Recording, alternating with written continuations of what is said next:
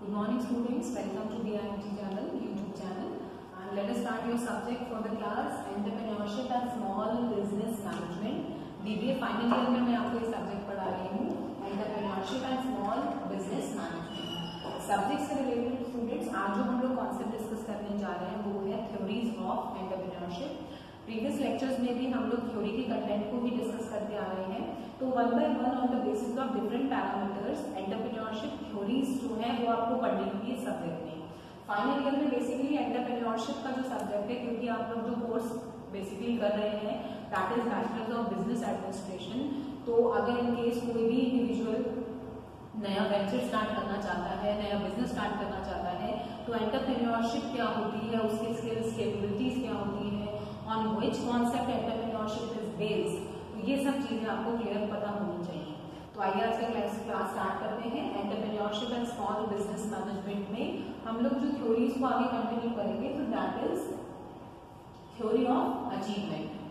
Theory of achievement motivation. इससे पहले student जो अब तक हमने थ्योरीज डिस्कस करी है that is theories of economic factors या economic theory of entrepreneurship. Second was sociological theory of entrepreneurship.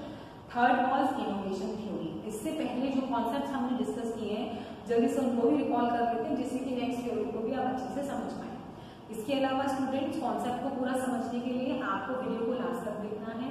कहीं भी कोई प्रॉब्लम है तो आप कमेंट सेक्शन में मेंशन करते चलें। ऑडिबिलिटी का कोई इश्यू ना हो तो आपको ईयरफोन्स के साथ वीडियो को सुनना है। इसके अलावा इस पर्टिकुलर थ्योरी के जो नोट्स हैं वो इस वीडियो के लिंक में अटैच हैं, तो आप वर्ड टू वर्ड उन्हें फॉलो कर सकते हैं। तो आई होप कंटेंट आपको क्लियरली समझ में आ जाएगा। जैसा कि मैंने बच्चों आपको बताया कि एंटरप्रेन्योर थ्योरी जो अब तक हमने पढ़ी है, तो सबसे पहली थ्योरी जो हमने पढ़ी थी वो है इकोनॉमिक थ्योरी ऑफ एंटरप्रेन्योरशिप, जो क्या कहती है कि entrepreneurship is favourable if the factors of production और the economic factors are favourable. किसी भी सोसाइटी में अगर इकोनॉमिक फैक्टर्स जो हैं वो फेवरेबल होते हैं, जैसे टैक्स पॉलिसी है, तो इस तरह के जो फैक्टर्स हैं अगर वो फेवरेबल है तो एंटरप्रेन्योरशिप फेवरेबल रहेगी। कोई भी इंडिविजुअल नया वेंचर आसानी से शुरू कर सकता है। तो इसका सीधा सा मतलब ये है कि एंटरप्रेन्योरशिप की जो थ्योरी है वो इकोनॉमिक फैक्टर पे डिपेंड करती है। ये होती है हमारी इकोनॉमिक थ्योरी ऑफ एंटरप्रेन्योरशिप, जिसका लेक्चर, जिसका कंटेंट भी मैंने शेयर आपको किया हुआ है, जिसको आप फॉलो कर सकते हैं। इसके बाद मेरा नेक्स्ट थ्योरी जो मैंने आपको पढ़ाई है that is sociological theory. As the word suggest sociological, sociological का मतलब होता है on the basis of society, on the basis of social culture. Society में क्या नॉर्म्स हैं, क्या वैल्यूज हैं, क्या कल्चर्स हैं, उसके अकॉर्डिंग जो थ्योरी होती है वो होती है सोशियोलॉजिकल थ्योरी। मतलब ये कहा जाता है कि जो एंटरप्रेन्योर होता है वो एक ऑर्गेनाइजर है। He has the role of entrepreneur as per the expectation of society. जैसी सोसाइटी उम्मीद करती है, कोशिश करती है एंटरप्रेन्योर की वो उसी तरह से चीजों को परफॉर्म करे। वो एक ऑर्गेनाइजर का रोल निभाता है जिसमें लैंड, लेबर, कैपिटल इन सबको असेंबल करके वो बेसिकली गुड्स एंड सर्विसेज को सेल ऑफ करता है और उसके साथ साथ कुछ प्रॉफिट को अर्न करता है। नेक्स्ट थ्योरी जो हमने पढ़ी है that was theory of innovation. Innovation theory of entrepreneurship ये कहती है कि innovation means something new with new ideas, new concept. तो इनोवेशन अगर नहीं है तो एंटरप्रेन्योरशिप का जो कॉन्सेप्ट है वो पूरा नहीं माना जाता। तो एज पर एन इंडिविजुअल जो भी एंटरप्रेन्योर होते हैं वो नए आइडियाज, नए कॉन्सेप्ट के साथ बिजनेस को चलाते हैं। तो अब तक बच्चे के मैंने आपको रिकॉल इसलिए कराया क्योंकि अब जो हम नई थ्योरी पढ़ रहे हैं वो है थ्योरी ऑफ अचीवमेंट मोटिवेशन। चलिए देखते हैं कि अब ये थ्योरी क्या कहती है। As per David McClelland identify need for achievement, need for affiliation, need for power. As the basis of entrepreneurial personality, he emphasized the importance of achievement, motivation. As per David Macklin, entrepreneurs को basically किस चीज की need होती है, तो ये basically अगर आपकी अचीवमेंट ऑफ मोटिवेशन है कि कोई भी एंटरप्रेन्योर है अगर वो बेसिकली मोटिवेशन अचीव करना चाहता है जिसके बिहाफ पर उसका जो करियर है, उसका जो कॉन्फिडेंस लेवल है वो टिका है, तो उसमें जो उसकी नीड है, रिक्वायरमेंट है वो किस किस चीज की होती है। Need of achievement, entrepreneur always have the need to achieve something new. Need for affiliation, कोई भी काम अगर कर रहा है तो उसके लिए एफिलिएशन उनको चाहिए होता है। Need for power, we also seek for the need of power. ये केवल एक एंटरप्रेन्योर की नीड नहीं है, कोई भी जो इंडिविजुअल है, जो भी ह्यूमन है, बेसिकली उनकी बेसिक नीड्स होती है। We need achievement, we need application and we need power as well. इसलिए कहा गया है कि अगर हम एंटरप्रेन्योरियल पर्सनालिटी की बात करें कि कोई भी व्यक्ति अगर एंटरप्रेन्योरियल एक्टिविटी में इन्वॉल्व है या उसकी पर्सनालिटी को देखा जाए तो किस चीज पे एम्फेसिस करता है, the importance of achievement motivation. उसके लिए achievement motivation is very important. Emphasis रहता है कि अचीवमेंट के लिए मोटिवेशन हो, प्रोत्साहन हो कि yes you have this capacity, आप इसको कर सकते हैं। Next is through which entrepreneur fulfils, अब उससे क्या वो फुलफिल करता है, economic and social development. Economic and social, सामाजिक लेवल पर भी डेवलपमेंट होता है और इकोनॉमिक लेवल पर भी, भाई ऑब्वियसली बात है इकोनॉमिक को एड ऑन होता है। Next is the need of achievement was found highest among entrepreneur through an experiment. यहाँ पर एक एक्सपेरिमेंट भी बताया गया है कि एंटरप्रेन्योर के अंदर सबसे ज्यादा नीड ऑफ अचीवमेंट देखा गया है कि कोई भी इंडिविजुअल अगर एंटरप्रेन्योरशिप में इन्वॉल्व है, उसके अंदर वो स्किल्स हैं, वो कैपेबिलिटीज हैं, तो नीड ऑफ अचीवमेंट जो है वो उनके अंदर हाईएस्ट देखा गया है। अब इसमें छोटा सा एक एक्सपेरिमेंट इसमें बताया गया है। दिस एक्सपेरिमेंट इज कार्पेंटा experiment conducted by McClelland in America and Mexico and India. यहाँ पर क्या हुआ है इस एक्सपेरिमेंट में, इसको समझने की कोशिश करें। Young adults were selected and put through a 3-month training to induce achievement motivation.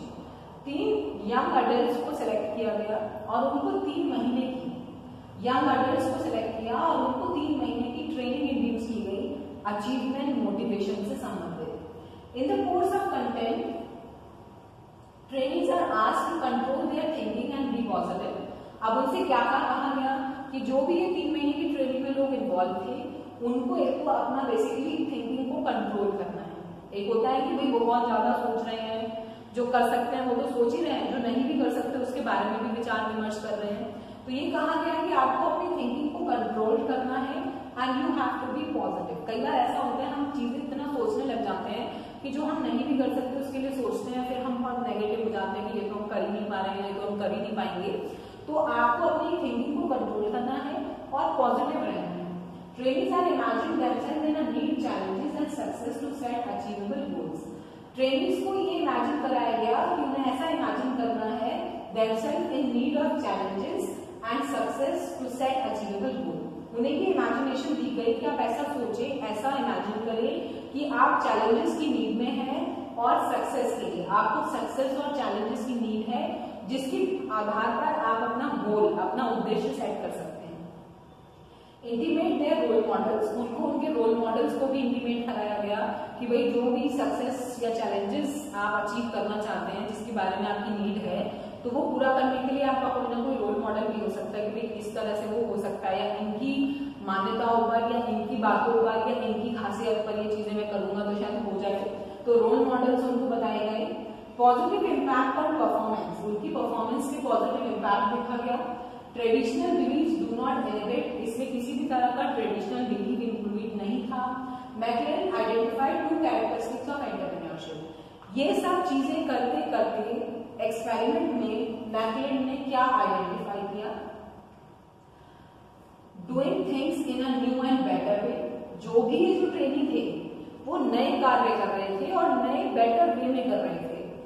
Decision making under uncertainty, उनके अंदर निर्णय लेने की क्षमता बढ़ गई थी।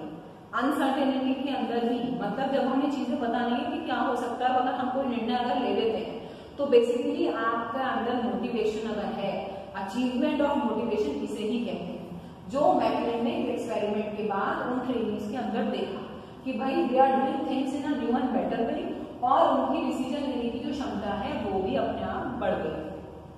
Stress that people with high achievement orientation need to succeed are more likely to become entrepreneur. जो भी लोग स्ट्रेस्ड हैं, stress that people with high achievement orientation are more likely to be entrepreneur.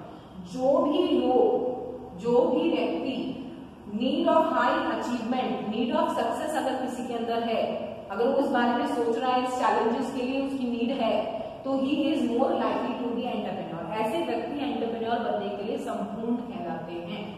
Next is people are not influenced by money और external incentive. कोई भी व्यक्ति किसी चीज से रिलेटेड कभी भी पैसे या फिर एक्सटर्नल इंसेंटिव के लिए नहीं देखता है, ना ही वो कभी इन्फ्लुएंस्ड होगा।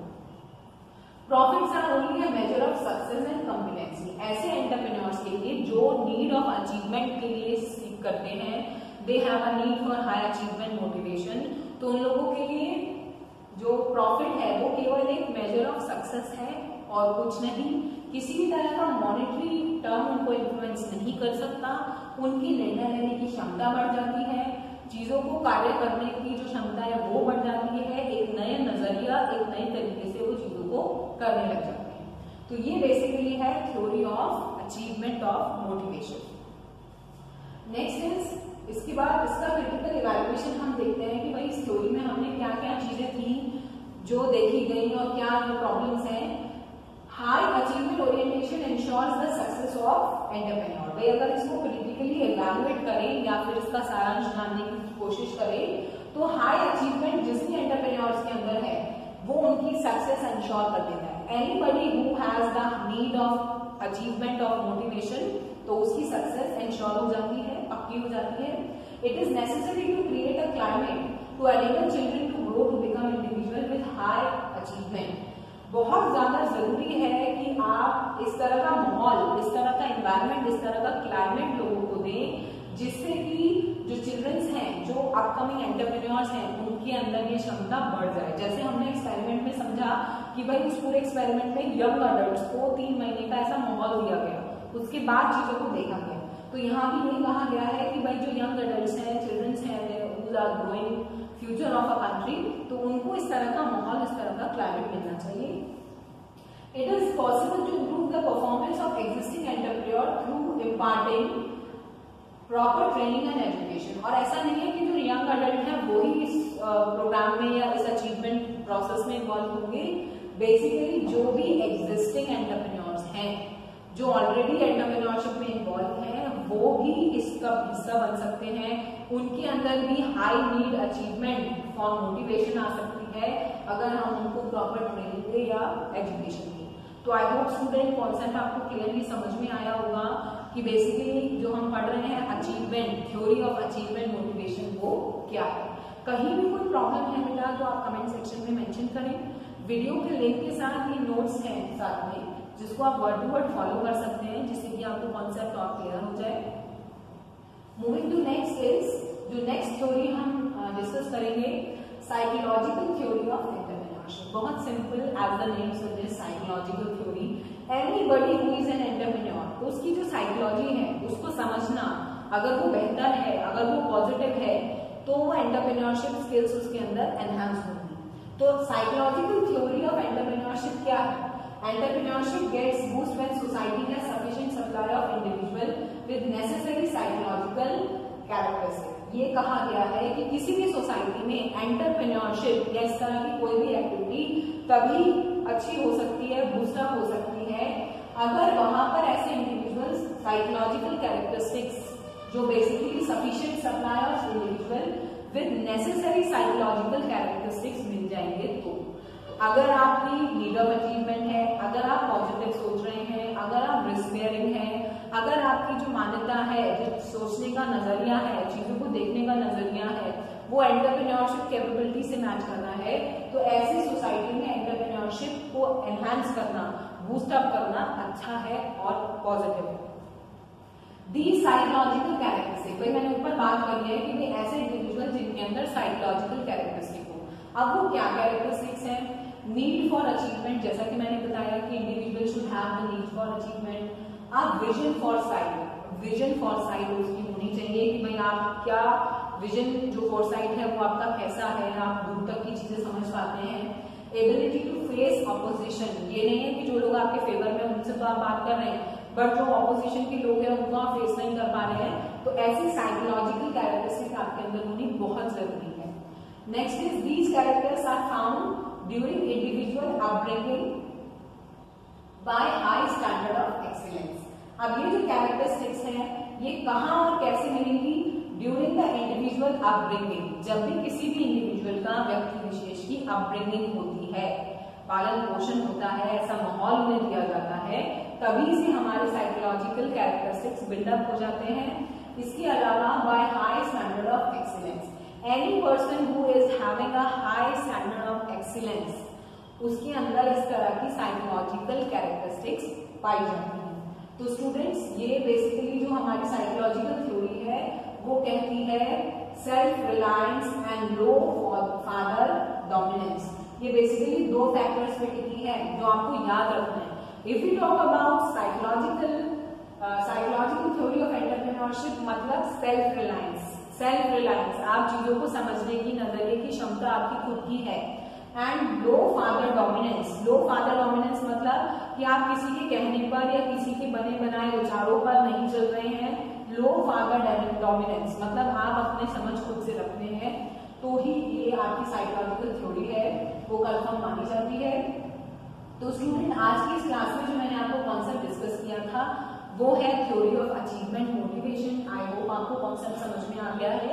इसके साथ साथ हमने साइकोलॉजिकल थ्योरी ऑफ एंटरप्रेन्योरशिप पढ़ी, वो भी कॉन्सेप्ट आप आसानी से समझ सकते हैं। साइकोलॉजिकल फैक्टर्स, कैरेक्टरिस्टिक्स इंपॉर्टेंट रखती हैं अगर एंटरप्रेन्योरशिप सक्सेसफुल होगी, ठीक है।